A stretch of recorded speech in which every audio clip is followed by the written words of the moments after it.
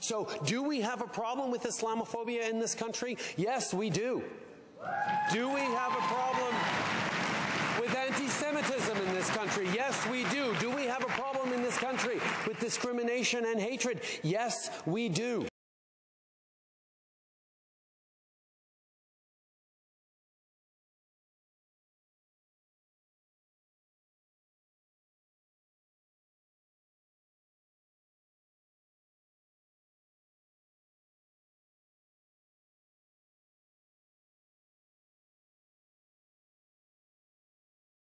Happy that this motion has passed, and I'm really looking forward to the study now being conducted by the Standing Committee of Canadian Heritage.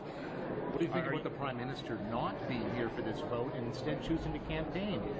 What does that tell you about your leader decides to skip a very important vote? I'm really looking forward to this study being conducted by the Canadian Heritage Committee. It'll be a great time. Do you ever think that you could have allayed the Conservatives' concerns by putting a definition of Islamophobia between a couple of commas in that motion? I'm really looking forward to the committee making that conclusion. But you haven't answered my question. Do you ever think you could have allayed their concerns by just... I don't think so, no. Why not? Any more questions? Assalamu alaikum. Took the number of Muslims, Americans, we'd be one of the largest Muslim countries in the world, and so there's got to be a better dialogue and better understanding between the two people. We have to educate ourselves more effectively on Islam.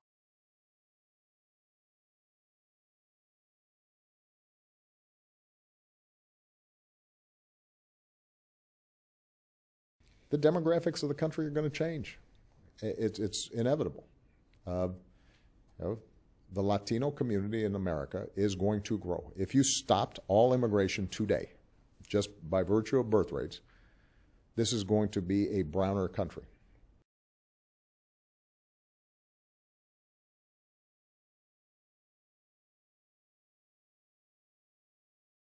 Let's stop beating around the bush and giving Obama the benefit of the doubt on this one. Put plainly, Barack Obama hates Christians. To illustrate this point, one needs to look no further than to read the book written by Barack Obama titled The Audacity of Hope. On page 261, Obama wrote, quote, "I will stand with the Muslims should the political winds shift in an ugly direction."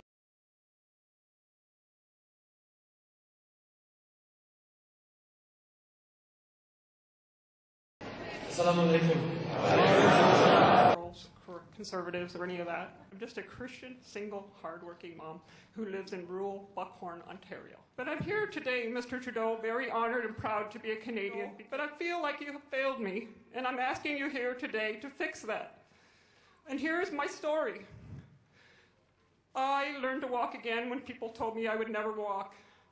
I went back to college again when all my friends and neighbors told me, "You're too old, you're crippled, nobody will ever hire you." I did all that, Mr. Trudeau. And 7 years ago, when I was hired by my employer as a PSW at Extended Care in Lakefield, that I'm very proud to work for, they never judged my disability, and I thrived. I told them I was going to buy my own home. A single mom living in Ontario, Canada, making $20 an hour. I lived off crap dinner, hot dogs, whatever it took to survive. But I bought that home, and I'm proud. But something's wrong now, Mr. Trudeau. My heat and hydro now cost me more than my mortgage. I now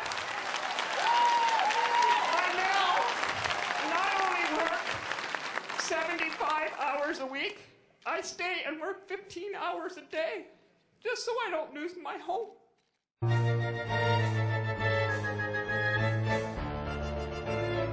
Well, I just confronted him on the globalist carbon tax. Check it out. Justin, how do you justify the carbon tax when people in poverty can't afford to choose between groceries and heating their home?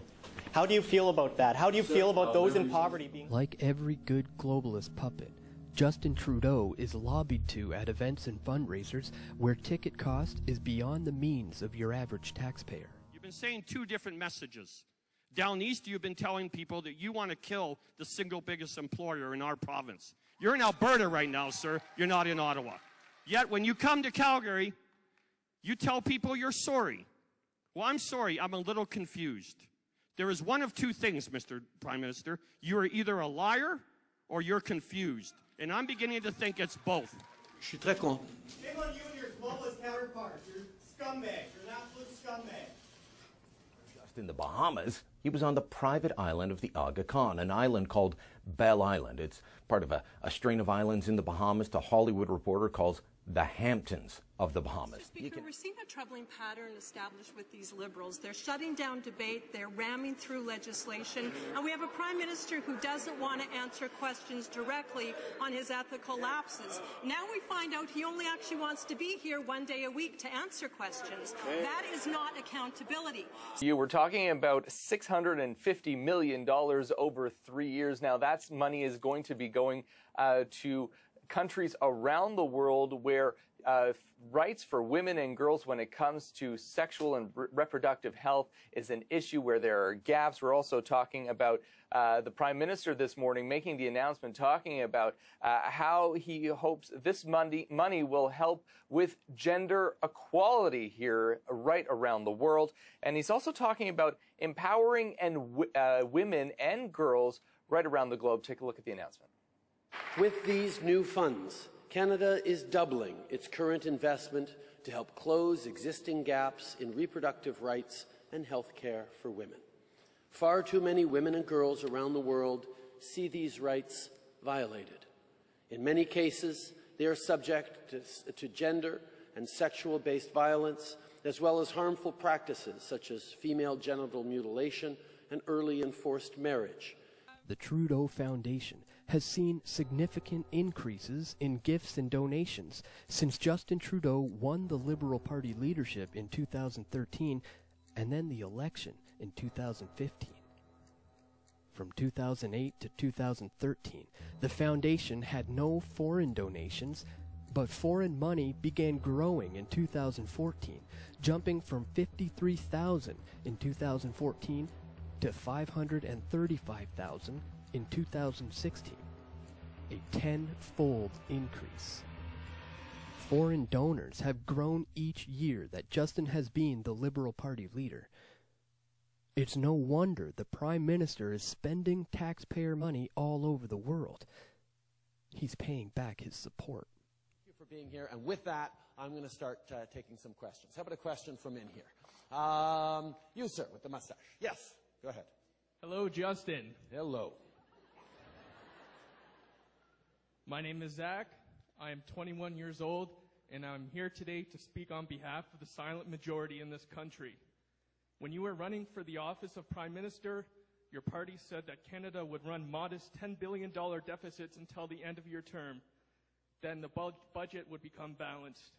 1 year later, that is clearly no longer the case. In the most recent update of long-term economic and fiscal projections released by the Department of Finance, it is predicted that under your government, we will run deficits every year until 2055, and we will have an enormous $1.5 trillion in debt.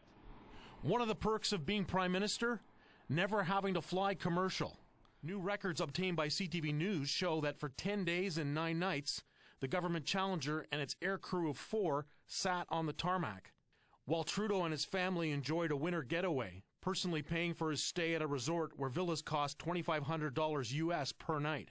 The Prime Minister's office says Trudeau will reimburse the cost of his travel for personal trips, but there will be no reimbursement for keeping the pilots and crew on standby for 218 hours, while the jet served as a backdrop for pictures with local officials. Ago, the Canadian Broadcasting Corporation did this puff piece on the Syrian refugees, which Canada had accepted. Canada's accepted something like 30,000 refugees so far. What was amazing about it was the amount that these Syrian refugees receive. So the living allowance these Syrian refugees receive is $1,500 per month. They also receive a $2,100 a month Canada Child Benefit for a total of $3,600 per month. Now that equates to $43,000 per year. So let's cut through the noise and look at the facts. In his first budget, Justin Trudeau sent a clear message to Canadians. He thinks he knows how to spend your money better than you do. If you have kids in sports or fitness programs like soccer or ballet, they're going to cost you more, as much as $150 per child more. Same goes for art classes for your kids. Justin Trudeau is taking away $75 per child. If your kids go to college or university, he's taken away the education and textbook credit. This will cost your family up to $70 per month. Saving money for a rainy day or retirement is harder now too, with tax-free savings accounts being cut by $4,500. Justin Trudeau has changed mortgage rules, which will make it harder for young families to buy their first home. He's hiked EI premiums by 10%, and he's even hiked taxes on charities by cancelling the planned capital gains exemption on charitable donations. Worse still for Canadian families, Justin Trudeau is just getting started. In the coming years, the Liberals are looking to take even more. Justin Trudeau's carbon tax could take $2,500 each and every year from your family. The Liberals are talking about adding a new tax on your health care and dental benefits. Even the internet isn't safe. Justin Trudeau is looking at ways to tax internet services like Netflix. And all this doesn't even mention the tax bill facing Canada's job creators.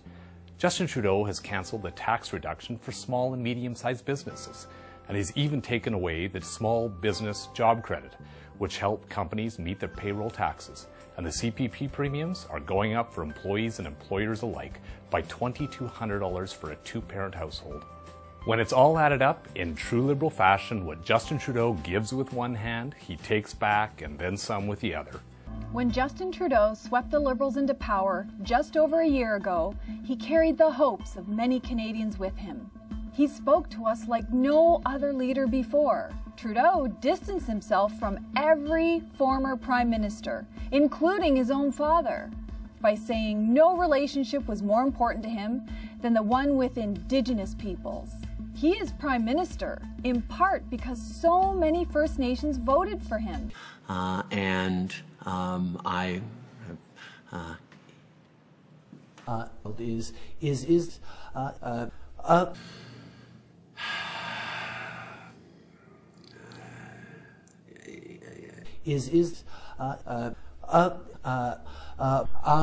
Who is your favorite Avenger? You know, that's a difficult one. Favorite Baltic nation? That's not a thing.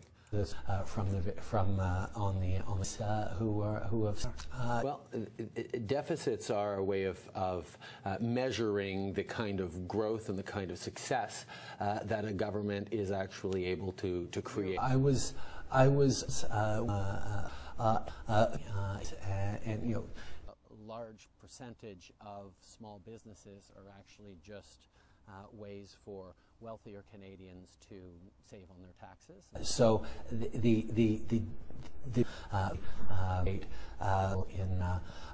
of admiration I actually have for China.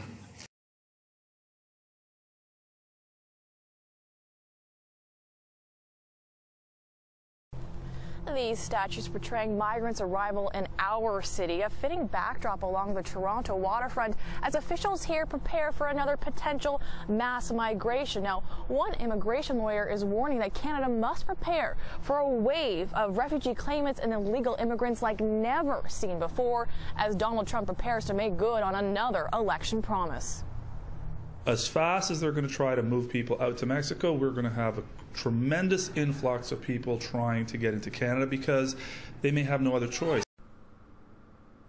Hey, what's up guys? It's Rob Lee. First of all, I want to say that I take no credit for none of these videos. These were made by other people and I give them all the credit. I salute you guys, man. God bless you for getting out, doing the work and helping to bring people to the truth. The only thing I've done is cut them, put them together, and give my own commentary and put them together because I wanted to show the comparison between Obama and Trudeau and the similarities that you see a pattern here. And I even wanted to go as far back as Europe, but quite frankly, the video would have been an hour.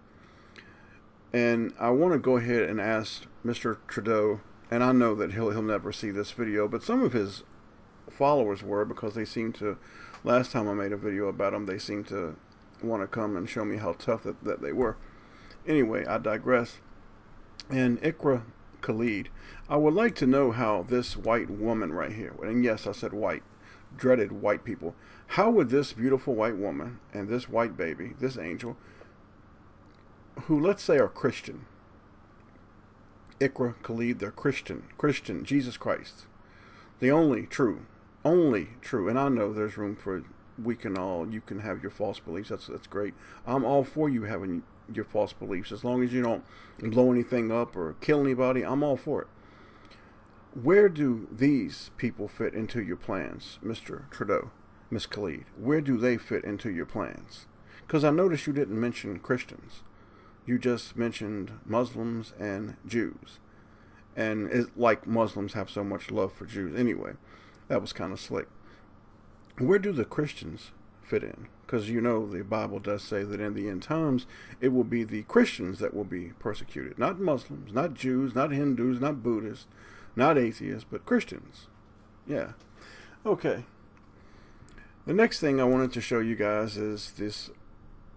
I did a video and I wanted to compare another video of how these immigrants, these refugees, asylum seekers are actually coming in. This flood of people that's coming in that was foretold. Okay, I did videos trying to show you guys what it means, what's going to happen, how it's going to play out, and telling you guys, look, relax, it's going to be okay, don't get stressed out, it's going to be fine. You guys have got to quit buying into the propaganda, okay, man? This video here of you, the cab, and this was done by, I don't know if it's the rebel people, the rebel media, and I'm not going to put them down. I'm just going to tell you that, for one, I don't like your name, Rebel, as in the rebel angel, Lucifer. Then you have the microphone. If you turn it upside down, it looks like an eye. Yeah, it actually does. And that's all I'm going to say, man. I mean, some people, once Yahweh brings them to the truth, man, it's not paranoia, baby. It's called the truth. Anyway, I digress. So you have this video here, and you have these people here, and they're pulling up at a dead end in Plattsburgh, New York. You have these, and they have the child. This is a propaganda piece, people. Okay, and even the people who made this they had to be in on it to a point. And you guys cannot keep buying into this manure. This is propaganda. This is not the way they are flooding your country, 3, 4 at a time, and dead end roads, getting in cabs and on little buses and being picked up. Come on, people, you're smarter than that. They're taking jumbo jets, military cargo planes, private jets, private airstrips. They're coming on cruise ships that can fit 10, 12, 15,000 people. They're coming in droves, man. It's a flood. Remember what the Bible said, for those of you who have watched my videos, part 1, 2, and 3, the truth of this world. They're coming, it's a flood, not a trickle. This girl right here, I'm not going to get into it because I know some of you guys like the rebel media. If you guys can't see what this is, man, oh God, come on, people, you got to do better than that, man. This is propaganda. Propaganda. From him, her, it's one big propaganda piece, man. It's one big propaganda piece. Anyway, it's all right. Look, I want you guys to relax. It's all going to happen. People are coming together. For this flood to happen, the earth will swallow it up. For those of you who watch my video, for us to swallow it up, for the earth to swallow it up, it has to do what? We have to actually have the flood. So let the flood come. People are becoming close. People are talking. People are caring about one another. This is meant to happen, and it's going to turn out to be all right. And you're going to learn as you go further. Many of you, you're going to learn truths that you did not know before. You're going to start to see and understand things that you don't understand now. I love you guys. Take care of one another. And please, please remember your King, Jesus Christ.